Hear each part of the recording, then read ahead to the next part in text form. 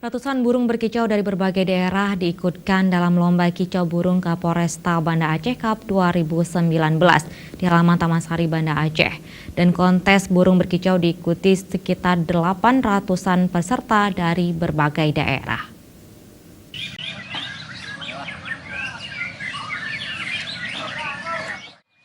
Inilah kontes burung yang diadakan Polresta Kota Banda Aceh yang digelar di Taman Sari Banda Aceh.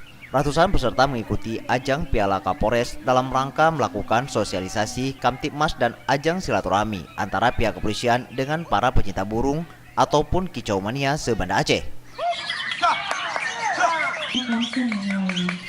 Kontes burung yang diadakan Polres Kota Banda Aceh ini sangat disambut positif dari para peserta yang berdatangan dari luar Kota Banda Aceh. Para peserta, terlebih pemenang lomba, sangat senang walau hanya sekedar kontes burung.